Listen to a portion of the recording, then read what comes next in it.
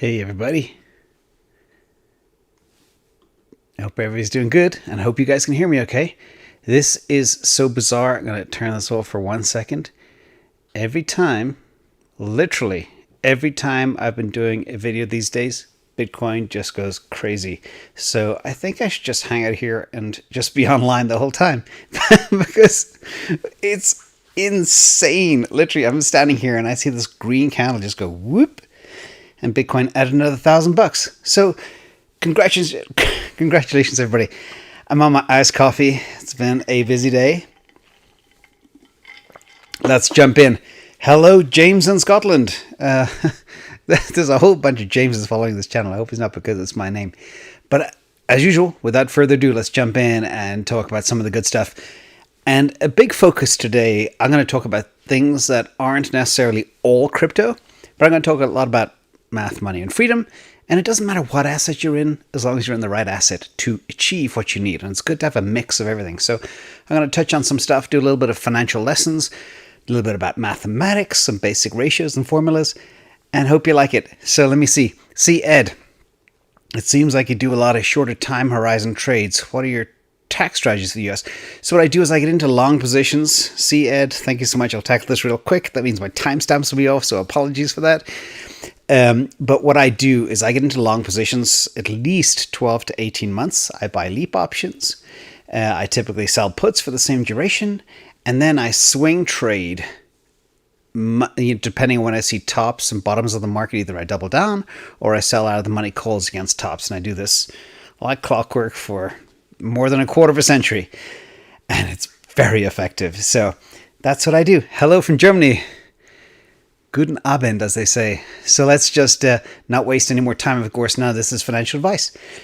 Please do your own research. So let's talk about, I'm going to start with sometimes the bad news first. Atlanta, Chadwick, just became a capitalist. You've changed my life, sir. Thank you so much for coming into Patreon. And we work very hard to share all we can. But let's talk about China ban part. Oh, I don't even know what number it is at this stage.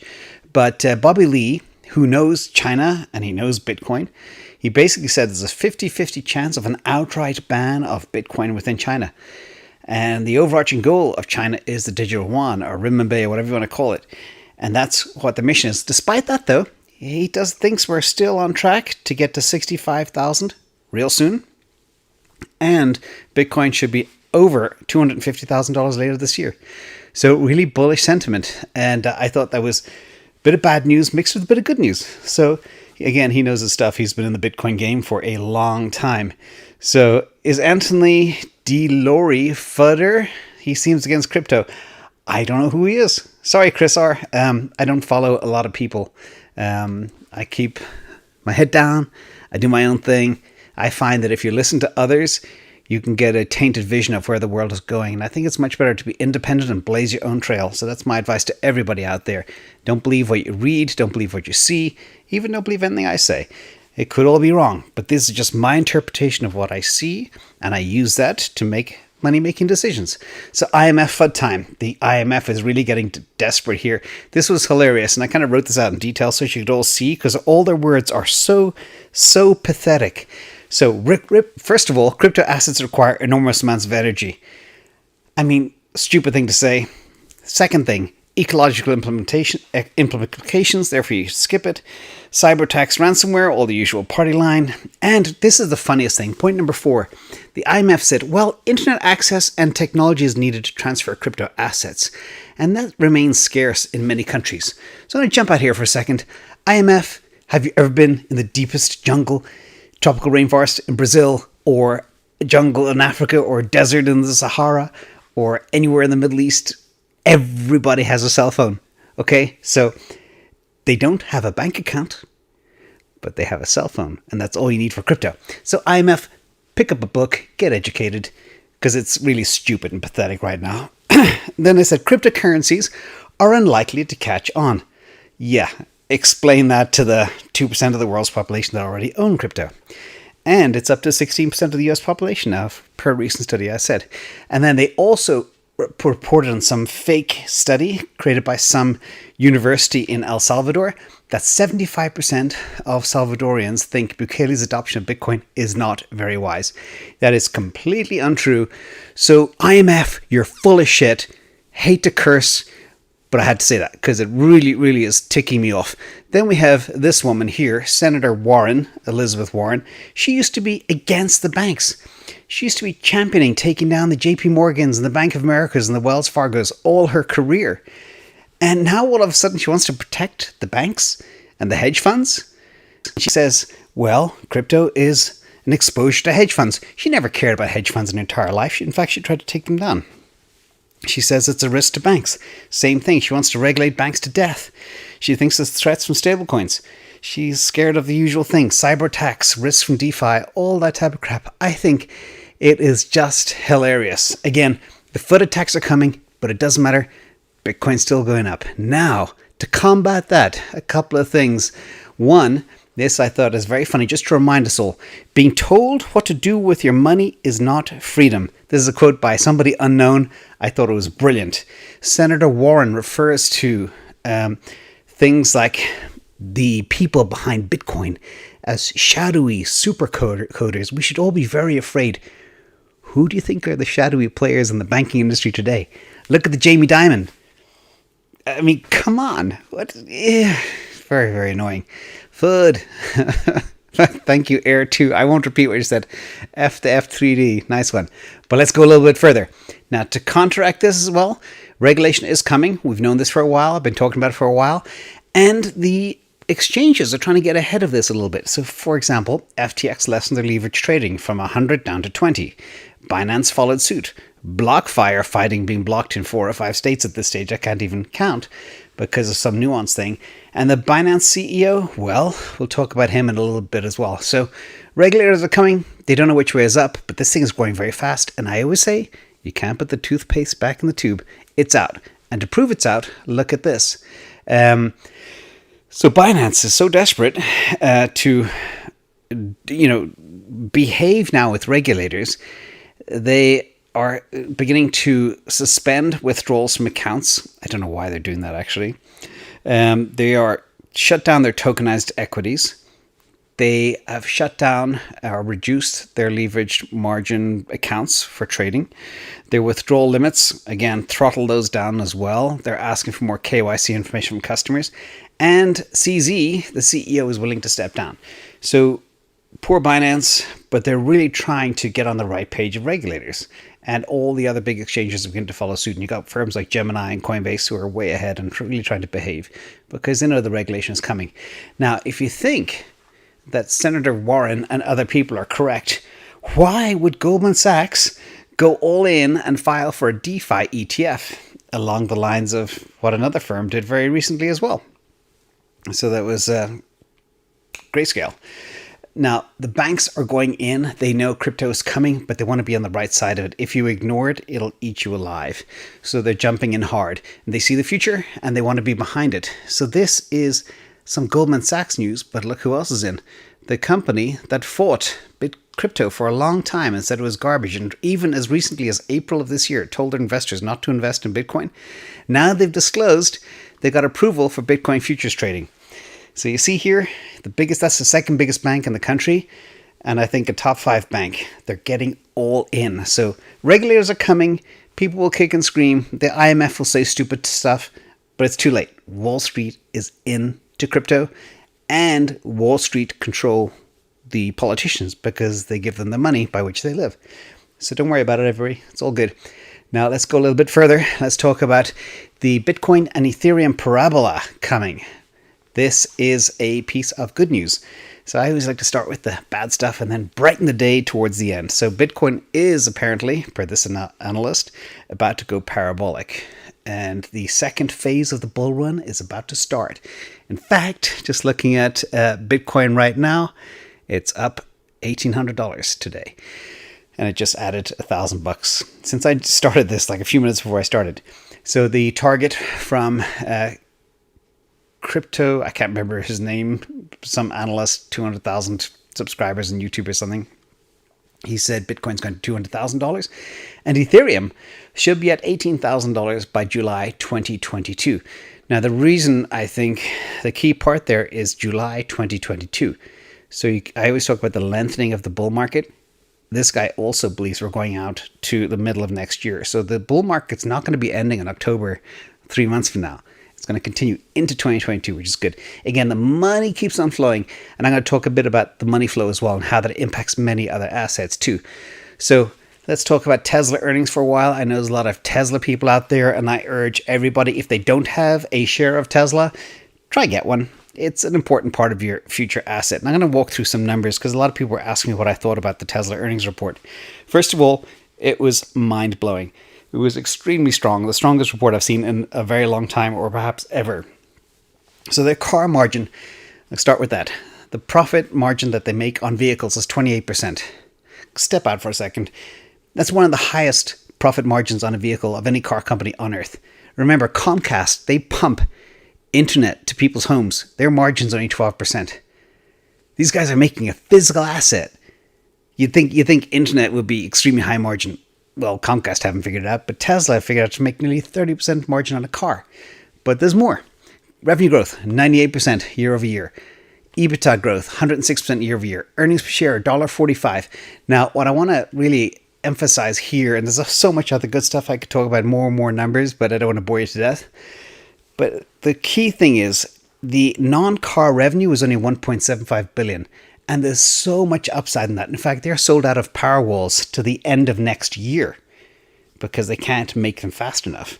That gives you an idea of how much pent-up demand there is for Tesla products. Now, if you do something simple math, take $1.45, multiply it by 4, that gives you $6. The stock price is about 600, 630. They actually took a dip. All the stock market took a dip today, especially tech stocks, despite big earnings coming. I'll talk more about those in a minute. But if you have a $600 stock and a $6 earnings per share, that is a PE ratio of 100. Okay? And they haven't even begun to turn on the gas yet, literally, even though it's an electric car, excuse the pun. But let me talk about a very important ratio for you all. When you look at stocks, you have to analyze. One of the most important ratios I look at is what's called a PEG ratio. This is the ratio of price earnings to growth. And here, if you put in the price per share of Tesla, 630, earnings per share of $6, you get a PE ratio of 105. Now, people say, every Tesla hater out there, and believe me, there's thousands of them, maybe hundreds of thousands, maybe millions. People hate Elon Musk, they hate Tesla. But you can't deny it now has a PE of 100 based on earnings today. Okay, it's not a PE of 1200, which I heard on YouTube or some channel, some Tesla short was saying, oh, it's unsustainable. It's going to $100 a share. It's not going to stay at $600. It's like, do the math. Please do the math. So again, you got a company trading at a PE of 100, and what we're going to dig into here is the growth ratio. So if you look at this and you use the PEG ratio, so basically as a general rule, a PEG of 1 or below is a stock is fairly priced or undervalued. But you got to look at their earnings growth of 109%. That gives you a PEG ratio under 1. How many disruptive tech stocks do you know that have a PEG ratio under 1? Again, it's a bargain. So I still believe Tesla's going to somewhere between 3,000 and 4,500 in the next 3 to 5 years. And I'll do some revised pricing models on that as well. And I'm going to compare Tesla to Google. Now, this is Google, another big holding of mine. Q2 revenues, again, huge. Their growth rate was, I think, about 69%. And their PEG ratio, by my calculation here, I included as well, is 0.34. And it's up $90 in after hours. It was stupid cheap. You could have bought Google last March for under $900. Now it's going to blast through $2,800 tomorrow. So again, these are companies that are incredibly disruptive and you need to own as part of your portfolio because they will dominate the next 5 years in the stock market, even more so than maybe some cryptos. But let's talk a little bit about some of the shaky news. And again, I always warn people to wear their tap dancing shoes because the markets change, everything changes. So in terms of Alibaba, I was extremely bullish on Alibaba Wanted to get into a small position, got into I bought one call option on them with a $180 strike going out to 2023. Cost about $40. I nearly bought more today, but I decided not to. Again, they got beaten down, and who knows? There's two schools of thought here. One, what is going to happen with the Chinese clampdown? These guys don't really care about results. There's just so much scrutiny on just clamping things down right now within the Chinese Communist Party. And I don't know why they're doing this, but it is having an impact on some of their disruptive names like Alibaba. And they don't really give a damn about profits. So I recommend people park for now, wait to make a decision. If you're in, think about getting out. I'm still in. I might get a little bit more. I've always been a contrarian. Whenever he's running for the door, I might get in. But when we look at really, really smart people like Cathie Wood, she ditched all of her Chinese stocks, the rest of them today, except for a very small position in KE Holdings. So from hers, basically, she had a lot of JD.com and Tencent. I had a little Baidu and Alibaba. My Baidu cost basis is like $80, so I'm not too concerned about it. But the key message here is for the Chinese stocks. We don't know where this is going to go. I think it's going to blow over in a little while. China will come around. What they try and do is they clamp down hard first, and then they loosen up, and things go back to normal. So less patient investors may have struggled, psychoanalyzing exactly where China's leadership is going, and it could be a pain in the butt to try to figure out. But either way, the stuff that Beijing is doing right now, it's hard to say where this will all go. But I think over time, they will rebuild confidence and money will flow back into these capital markets.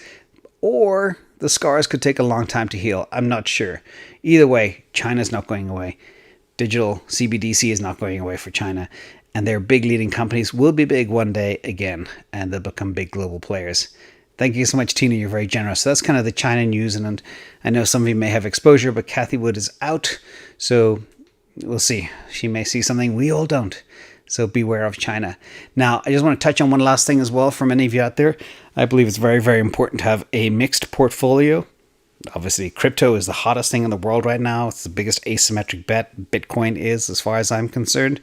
But it's important. You can also make a lot of money on things like disruptive stocks.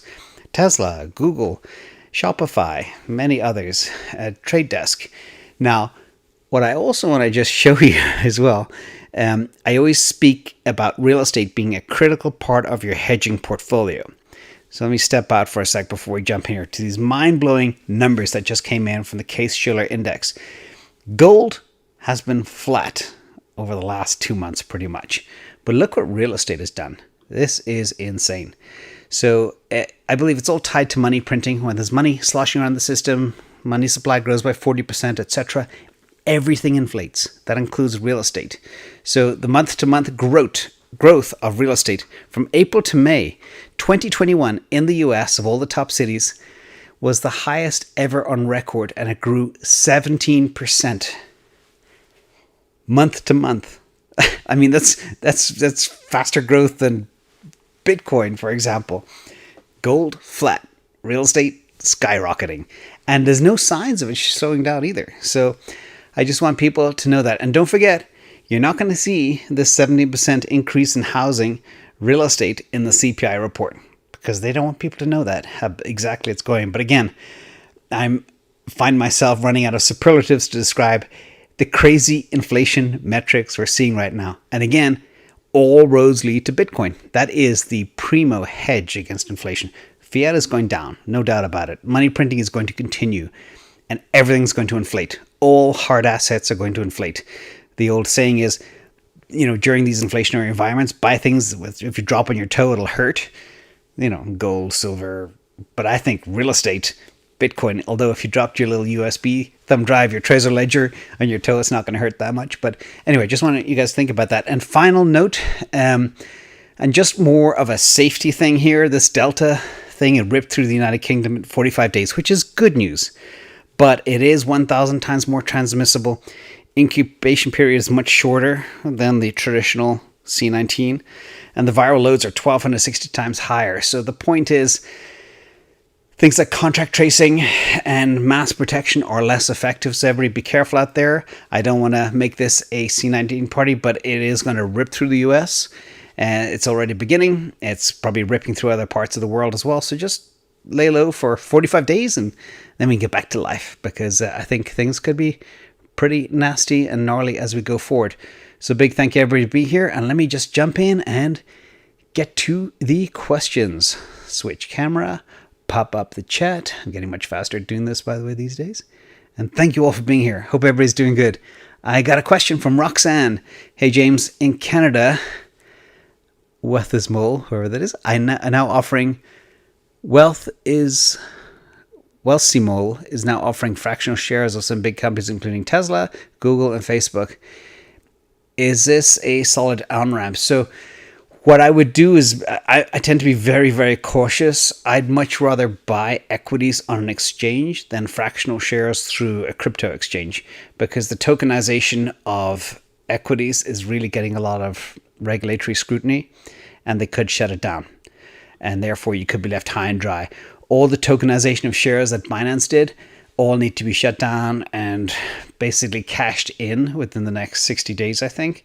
So be careful of that. Use a traditional, exchange, and then have your money safe. Because if you do buy something and you make some gains and you have to cash out fast, it could result in some tax problems as well. So be careful of that. And thank you so much for the question. David Enrique, hello from Peru. Let's take care of the animals. Thank you so much. You're very kind. Super sweet of you. So let's see. Oh, by the way, another huge piece of bullish news. I forgot to mention the grayscale discount on the GBTC is going quickly to zero. I think at some stage during the day it actually hit zero. So what this means is the money is coming back into the Bitcoin market. The institutions are buying. I always spoke about July being all the time the money comes in, and now you see it. And when you have institutional salespeople at JP Morgan and Goldman Sachs and all these other players, Bank of America selling to high net worth individuals, GBTC is the number one on-ramp. Now the discount has gone away, which means the arbitrage opportunity opens up again and the money's flowing into Bitcoin. In fact, let me check the Bitcoin chart as we speak. It's over 39,000. So it's all goodness. So things are really, really turning around and really turning around fast. Again, the last 7 days, Bitcoin went from 29,000 and change. Now we're at 39,000 and we hit 40,500 just 2 days ago.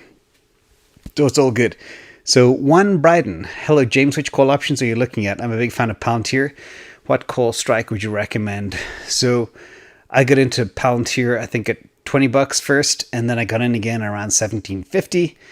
I like to buy a little bit in the money and leaps. So go out at least a year and a half to January 2023 and try to get something a little bit in the money. Something like $19 or $17.50 strikes if they're available to you. That's what I would do. And Palantir is a good long-term hold. I see that going back to definitely to $40 before the expiration. So big thank you, Natalie, as well for your mention.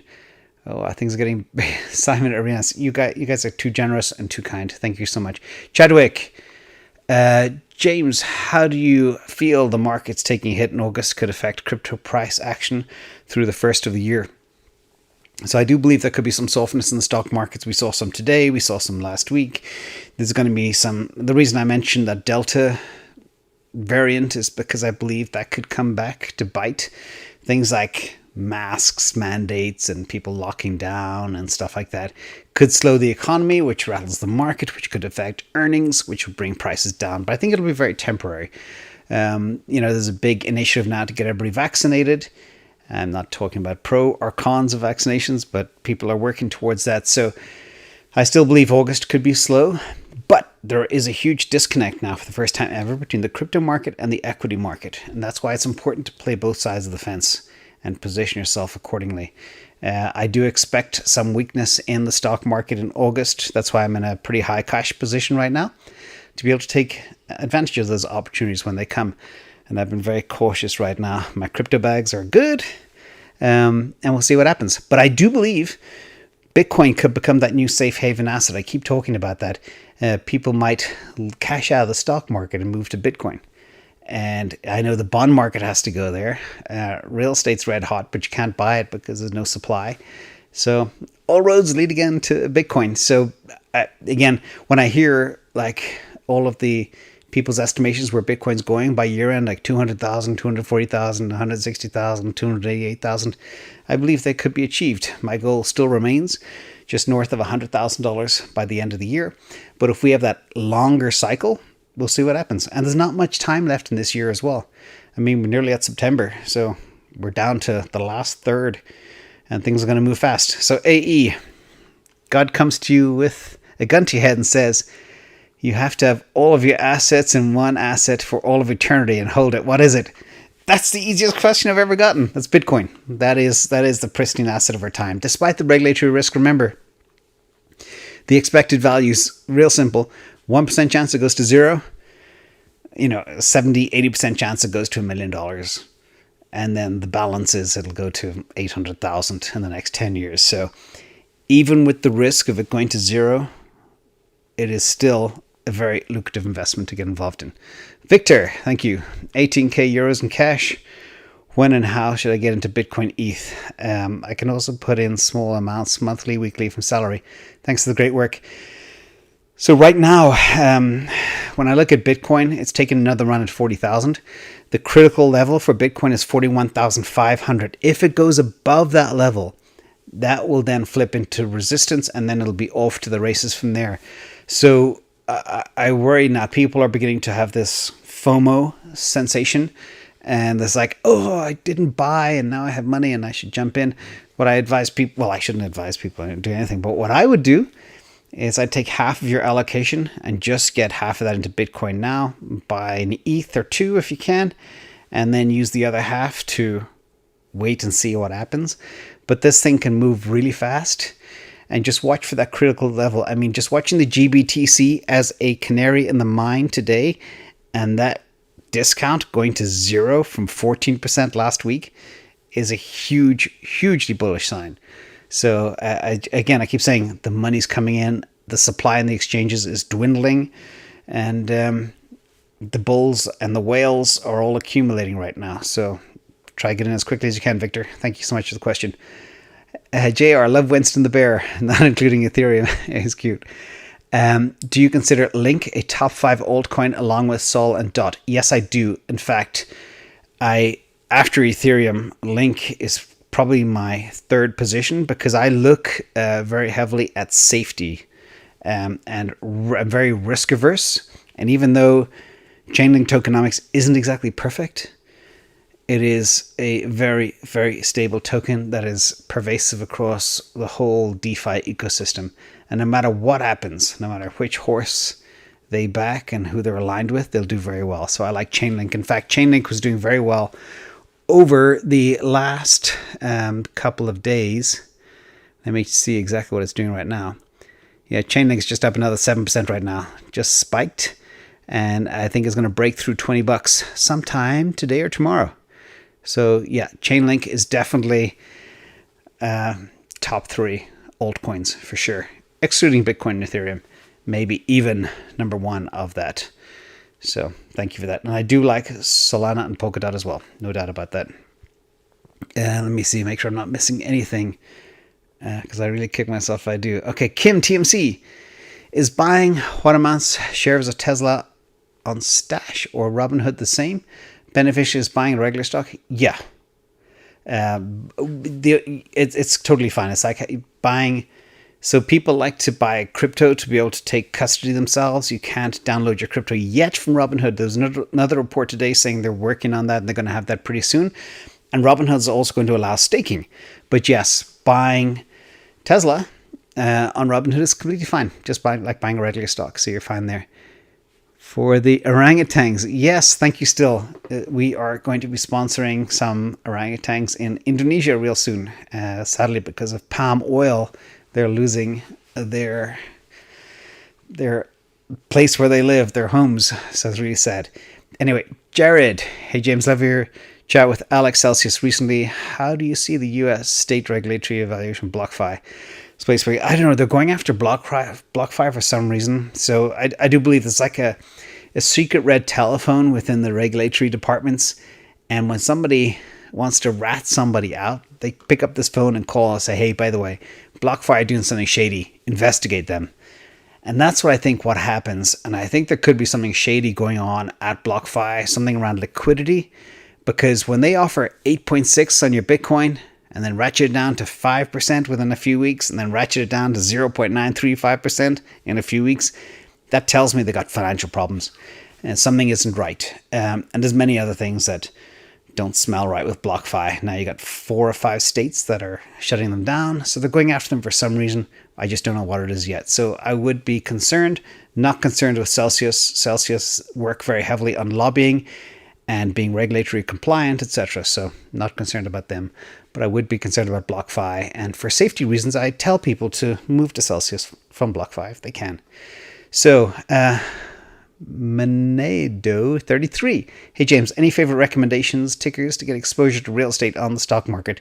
Well, the traditional way is REITs, but I don't think REITs are a good idea because REITs are mostly commercial and there's no real REITs for kind of single family homes.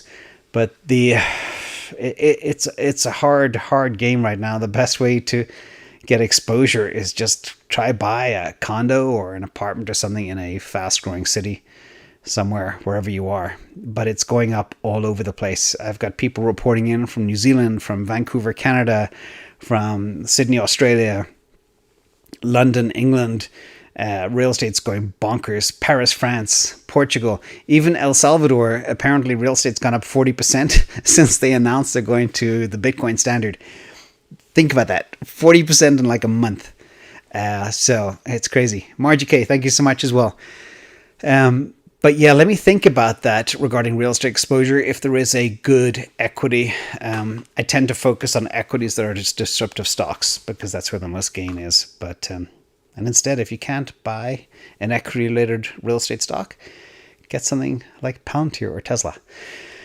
So Black Crypto Walker, that's a dark name. Your thoughts on gaming coins surge. Also the advancements in smart contract and layer 2 and 3 solutions. Do you see a need for Chainlink in the future? I think there'll always be a need for Chainlink in the future, especially when we see the burgeoning empire of disruption in things like banking, real estate, insurance, other types of financial risk management. I think it'll be huge. So oracles are not going away. In fact, if anything, they're going to become more prevalent. And it's also very important to have an oracle that's separate from the layer 1 or layer 2 solution because it needs that objectivity. Otherwise, you can't trust the entire network. So the fact that they're on the outside is really, really important. So great question. And I do think there's going to be need there. And then in terms of gaming is huge. I've been watching this Axis Infinity Filipino gaming type company for a while now. And I'm kind of fascinated by them, but I think we're a little bit late and it's extremely volatile. So it goes up and down like this, but we'll see. So Kevin Eclipse, thoughts on Shopify? Extremely bullish. I have a big position in Shopify. I've had it since March of last year. It's done incredibly well. I have leaps. I sold a ton of puts on it. And I have some synthetic longs on it as well. Extremely bullish in Shopify. And I can't believe how it is defying gravity and just going straight up. And I think as well, part of the whole Delta variant stuff I mentioned as well will actually make the case stronger for things like Shopify. I think there might be more close downs and we might be going back indoors, might be more digital services needed like Shopify and Zoom. So I am extremely bullish, but I wouldn't buy at this price. I would wait for a dip. I think it dipped $47 today. So watch and wait. In fact, let me give you a good entry for where I would see Shopify today. And it is one of my favorite companies right now. And it's incredible. It's the only threat on earth to Amazon. And my target price for Amazon is like 5,000. So yeah, Shopify fell 37 today. If I was looking at a good entry price, I mean, if you can get Shopify anywhere around $1,400, was there a few weeks ago, that would be worth considering jumping in. So great question. So wait for a dip. August, you never know what we're going to get. There could be a big dip in the market. From Wade, should people consolidate their assets spread to become a whole coiner first or keep them separated based on short-term growth potential, solid ETHling? That's a tough question.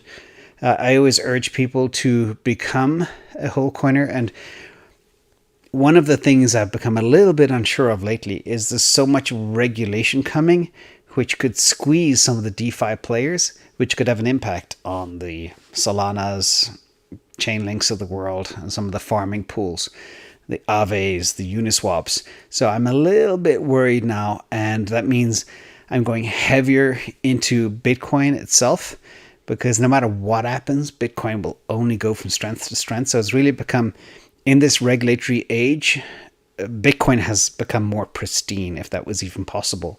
So from that perspective, I would lean very heavily on making sure 65% at least of your portfolio is Bitcoin, another big chunk Ethereum, and then a couple of top altcoins as well next. So that would be my advice. But just be very careful with some of these alts. You know, there's rumors flying around now with Uniswap and others, again, around regulatory scrutiny. So watch for that. Hopefully I'm not too behind on questions. Greg, as of today, I had one more. Awesome. You rock. But be very careful. Anybody out there as well, I have to stress this. The scammers are everywhere and they're very sophisticated. There's now people pretending to be me on things like Instagram. They're reaching out to people, they're having conversations, and they're saying, hey, would you mind sending me some Bitcoin to sponsor my orphanage? Pretending I am asking you. Again, I'll never ask anybody for anything, and I'll never reach out. I don't have the time. So just be careful, everybody. And when you have your crypto, make sure you have your exchange locked down, you have your YubiKeys, your 2FAs turned on, you've got dedicated computer, you got no spyware on it. Just be extremely paranoid out there. It's super dangerous. So know it. Thoughts on DAG? Would love to hear your opinion. I do not know DAG, so it is not one on my radar. And I'm sorry about that. I can have a quick look, know it later. But I tend to be very focused. No more than 20 equities that I go deep into. And no more, I hope, trying to hold no more than 12 cryptos. Analyze 20 at a time. That's it. Because the more you dilute your focus, the more mistakes you make. And you can't stay current across more than 30 assets and be deep and know when to get in, know when to get out.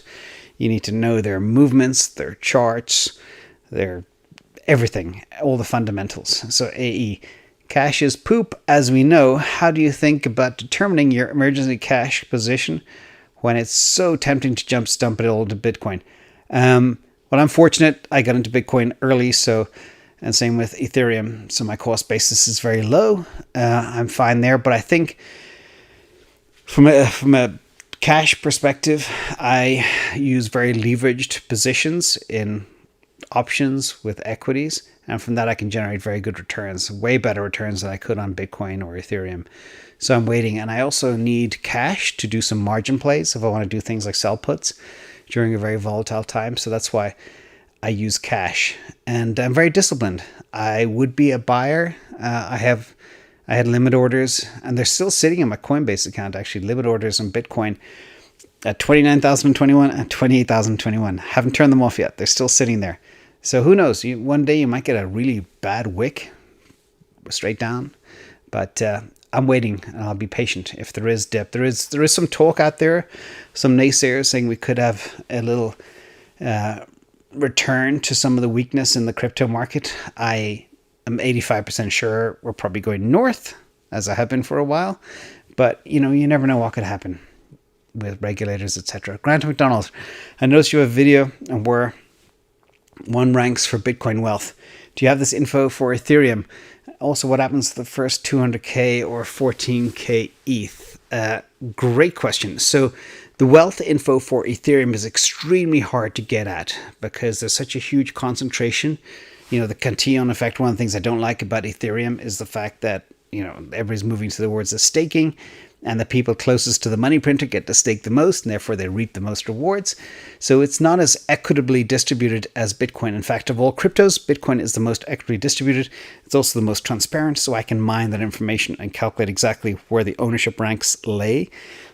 For ETH, I've been trying to do that for 7-8 months now, and I haven't been able to crack the code. I will take another run at it and see if I can get close. Now, what happens first, 200k or 14k ETH? So let's put it a different way. $108,000 Bitcoin or an $8,000 Ethereum. I think Ethereum could spike faster than Bitcoin. So it's really hard to say. Now doubling that, that's a hard one. 214k ETH. I think if Bitcoin does go to 200k historically, so if Bitcoin goes up 5x, so say it's at 40 now, that would be 5x would be 200k. Ethereum goes up 7x, which would take it to 14,000. So you're actually bang on the money, Grant, with your numbers there. It's a toss up. I really don't know which one would happen first. It all depends. Also, remember last bull market we had, it was Ethereum that ran a month after Bitcoin, or a few weeks later. So Bitcoin hit the top first and then fell, and then Bitcoin did it later. So we shall see what happens. But the 200 to 14 is a very tight ratio based on my 5 to 7 and on my price projections for this year. Tesla entry, 620 or get in now? Jason, I think it's a very good question. Not investment advice, of course, but I think we're going to have some weakness in the market in August. You might be able to scoop some up, but Tesla was at 540 twice over the last couple of months, 540. And that's, if anybody sees Tesla at 540, just grab it. But for some reason, the market hasn't woken up to the actual intrinsic value that is Tesla. So some analysts might come out with a few upgrades and say, "Oh, get it now," but we see it at $1,200 by year end, and then it could skyrocket. But in the meantime, we'll see. Maybe if you have no position, get a little bit now at 620 and save half your allocation for any dips in August. That would be not my advice, but what I would do. Blue Henry, thank you so much. And somebody wrote about palm oil. Yes, boycott all products with palm oil. Not only is it cancerous, but it kills the orangutans. And it's in things like Nutella. Don't give Nutella to your kids. It's not good for them. Scott B. Make sure I get this. Ton of questions today. Raul Paul talked about social coins being big in the next. Yes, right, we are digging into that whole space and trying to find the winners, the combination of communities, social, gaming, all that area. It's not a video game area is not a strength of mine, nor is social. In fact, I've never bought things like Facebook or Twitter. So it's not a place that I like, but we are looking into that right now. And we're doing some investigations. And Scott, when we find out, you will be the first to know. And we'll share everything we find out as well. Kate Boss, I want my parents to have some Bitcoin, but not sure what exchange to trust. Maybe you can recommend a good exchange in the Ukraine. You're in the Ukraine. That's cool. Or your parents are in the Ukraine. In the Ukraine, I think they can access Coinbase or FTX. FTX.com. I'd probably go with FTX, but the user interface isn't as simple as Coinbase. Maybe you can help them over a web conference and make sure things are very secure, because the Ukraine is also a little bit dangerous from a cybersecurity point of view. Ryan, good to see you again. In a dilemma. Pre-ordered Cybertruck a couple of weeks ago, way back on the list. Would you rather drive an old beater, wait, invest in Bitcoin, or get a Y? Haha. Yeah, I faced the same question myself. I wanted to get another car because instead of the X, drove the Y. That is a dilemma. So the Cybertruck won't be coming, depending on which engine. They're going to do the tri-motor first, which are the most expensive ones. I think they're $69,000. And you might be lucky, well, if you're up on the list, you might be lucky to get delivery December or first quarter in 2022, based on when they start production. But now they have a backlog of some other issues, and they're focusing on production of the Y in Beijing and Berlin. So I'd probably get the Y, because if you have just the single motor Cybertruck ordered, you're not going to get that till 2023. And you need a car in the meantime. And if you're doing under 12,000 miles and you don't need FSD, the lease option is actually very good. Or if you want another good, reliable family car, get the FSD and just buy it out. And they're offering 2% financing, which is like free money with 15% inflation. Great question, Ryan. But yeah, I think if it depends on the motor. If you order the tri-motor, you might be lucky and get it first half of next year. And since you're late on the list, we'll see. Yes, boss. Love it. Love your mate question. Your retire folio did not have Avalanche Engine Zilliqa. Why is that? Notice you seem quite bullish on them. Yes, I am, and they do. You're looking at the June. So what I did was I started with 50,000, and then during the weakness, it was June 22nd when I started the 50,000 allocation to that portfolio, because I had a lot of people that were saying, where do I start? Where do I start? And you can take that 50, make it 5 or make it 10, just split the ratios. And I share the model on Patreon. And in July, I made some additions, Avalanche, Engine, those names. So they're all in there. I do own Zilliqa, but it's a small position. I bought about $500 worth of Zilliqa on a credit card through a MetaMask arrangement. It was very convoluted. I did it as a test, so I don't really include it because it's very hard for people to get their hands on Zilliqa. But I do remain bullish in Zilliqa, but it's not part of the official July portfolio. So thank you for that. It was really just, throwing $500 at it because I did believe it, and I have this principle: if I do a token analysis, should I buy? And if I do a thumbs up at the end, if I don't actually buy it myself, I look like a hypocrite. So I never want that to be the way. So Little Viking Coach, thank you so much as well for all your support. And I'm going to wrap up pretty soon. So please stop super chatting me. Sorry, but again, all donations go to the animals. So thank you for the animals, and I'll stay here as long as I can for the animals. Greetings from New Zealand. Would love to hear your thoughts on Nano, and if you plan to do a video. Nano is probably in the next 3 to 5, but it takes a long time to do these token analysis, so we might be able to pump out one a week. So Nano might not be there because we got to do Elrond and Harmony One, Nano, and then there's a request as well to look at some of the tokens like Cell token, FTX token. So we have a long list of work to do, and we're trying to build a whole bunch of other content as well. So hang tough on Nano. We're trying to find a way to pump them out quicker, but to do them properly, it just takes a lot of time. So apologies for that. But Nevart, thank you so much for the Nano recommendation. Love your background tile. Yes, it's supposed to be a little like Ethereum. So that was the big attraction. And it was actually somebody from Patreon that recommended it. So big thank you to House.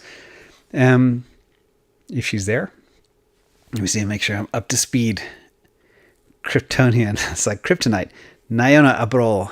Have you been saying peak at 310K July 18th, 2022? No, that's not my target. But I heard somebody did come out with a peak of about 290. I think it was Breedlove, a guy called Robert Breedlove. He came out. He's the guy who says Bitcoin's going to 12.5 million by the year 2031. But that's not my number. I do have my targets spelt out, though, in all of my Bitcoin price prediction videos and Retire on Bitcoin videos. The most recent one has my annual targets going out 10 years. So thank you for that question. Kryptonian, again, do you know what happened to Tezos? Can you provide history on it? It's a platform, but doesn't get much. There's a couple of problems with Tezos. One of the obvious ones is when they advertise on things like Formula One racing cars. It's always a red sign. Good crypto doesn't need to be advertised. It should sell itself. It should be adopted automatically by virtue of the fact that it's brilliant. So anything that's shilled or pushed, don't buy. Okay? Rule number 1 in life. Buy stuff that sells itself. That includes things like Apple phones back in the day. Teslas. You don't see Tesla advertisements anywhere. So just use that as a kind of a lesson. Don't buy things that are shilled hard, including in things like comments on channels. So big thank you to Kate and Mike who moderate this as well. Porphyrogenitus, thank you so much as well for the animals. Think of using Entropy for donations so they get a higher share of the Alphabet Corp less. Yeah, we tend to do donations direct to sanctuaries to make sure the money goes direct to the animals with minimal or no fees whatsoever. We will check out Entropy. We will find that out because we have a lot of requests as well from people to look after, obscure animals like beagles and, sharks and all sorts of stuff. So we'll do whatever we can as we go forward. And I'm seeing a lot of the usual suspects here, so make sure I catch everybody, and I got to wrap up soon.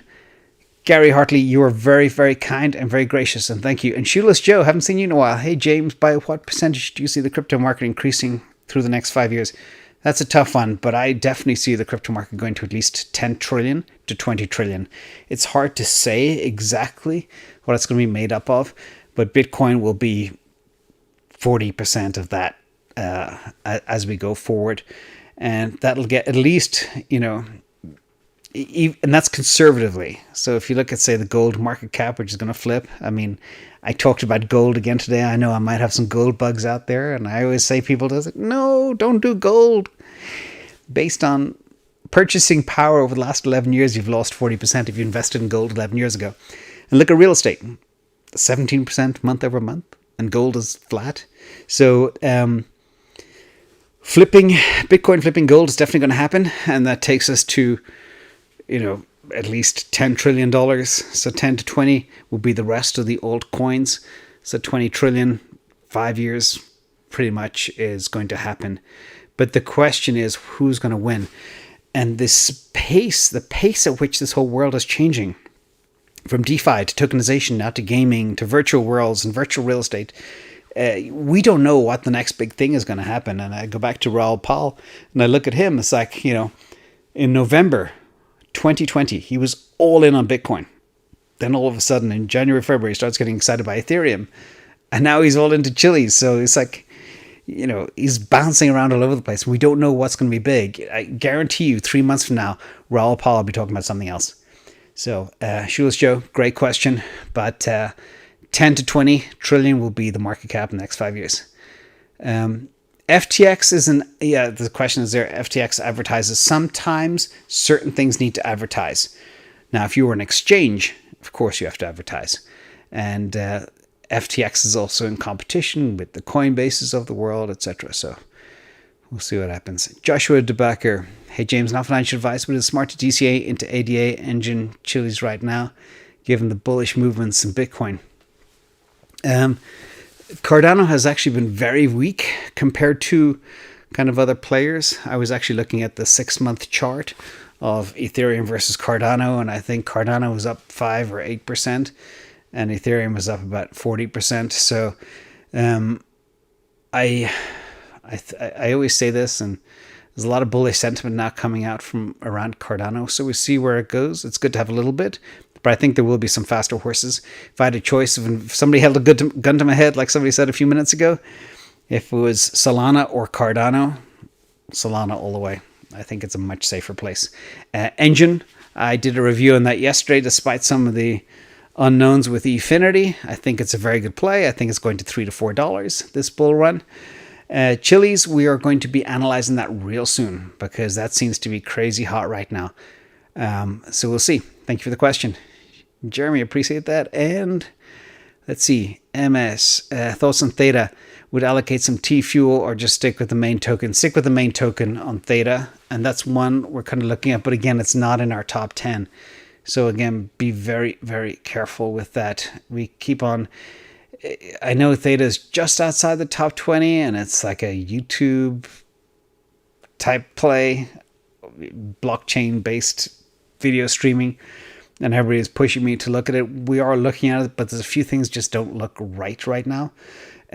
So it hasn't been prioritized. We try to find, when we look at tokens, we try to find and make sure they are a good value right now, like worth buying, because you don't want to, do a should I buy video when it's at the top or completely oversold or overpriced. And we also look heavily at the tokenomics. And there's a couple of things in the tokenomics there that don't look quite right as well. But we're going to dig deeper and we'll find out. But apparently, Theta proper is the best way to go. But don't hold me on that because I am no Theta expert at this stage. So, JD Fender, save 3% down on real estate rental or keep DCing into Bitcoin?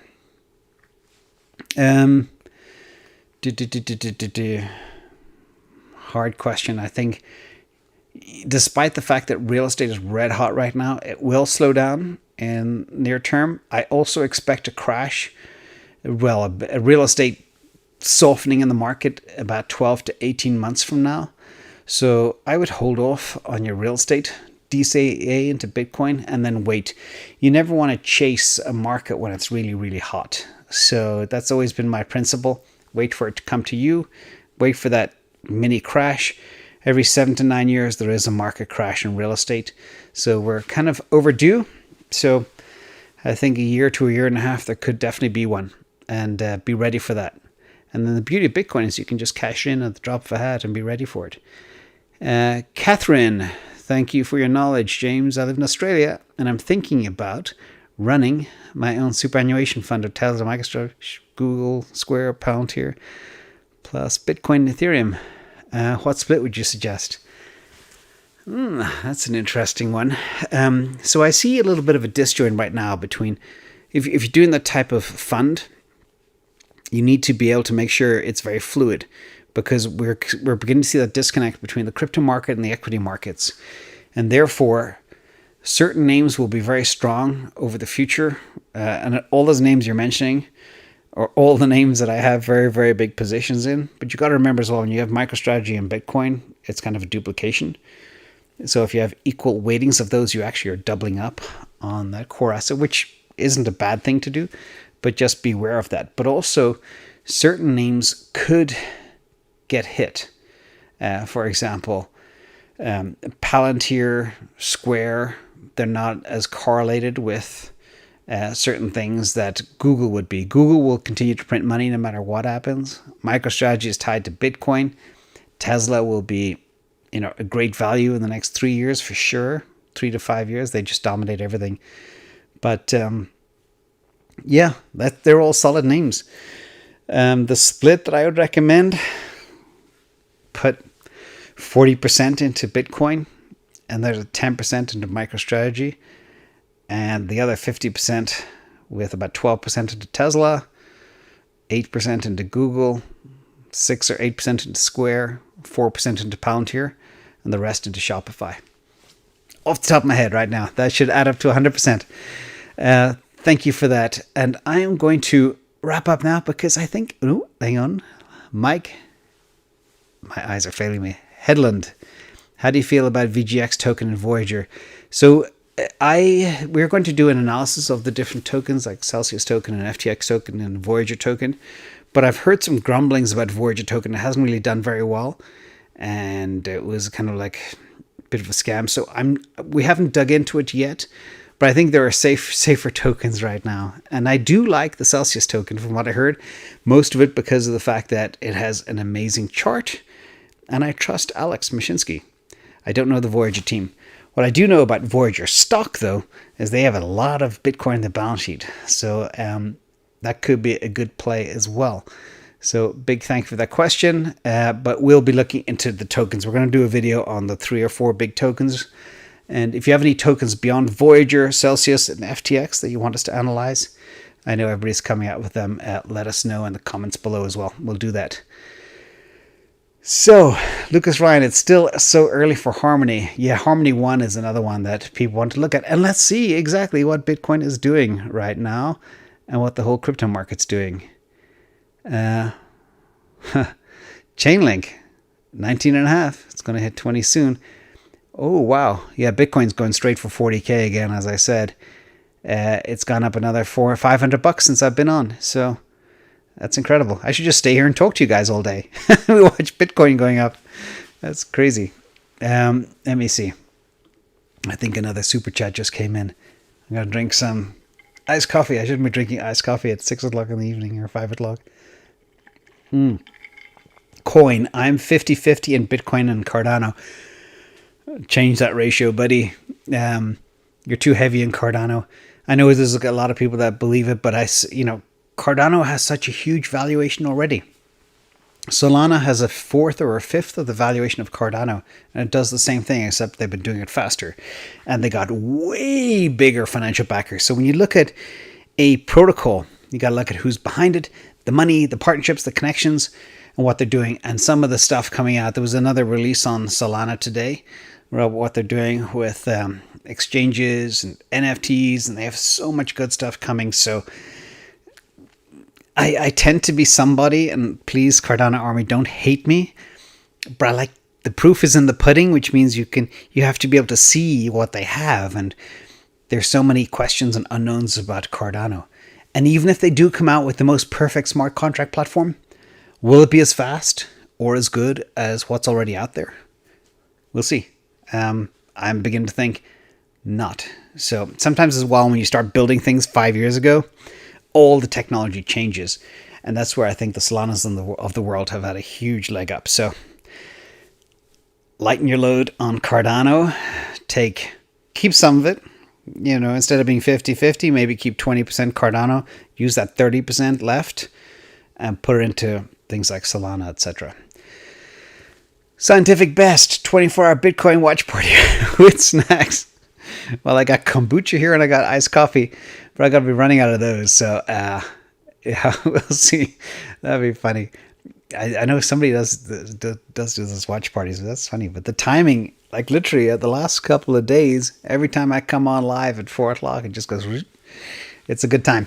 And I blame the Australians because that's when they're waking up. And I think it's all the Kiwis and the Australians who are buying up all the Bitcoin right now. And that's why it's pumping. Okay, gang, I'm going to wrap up. And I want to thank everybody for being here. I thank you for all the contributions. Like the contributions are becoming so good right now. Hopefully we'll be able to sponsor like 2 animals a week at this stage. And maybe even more. So really appreciate everything.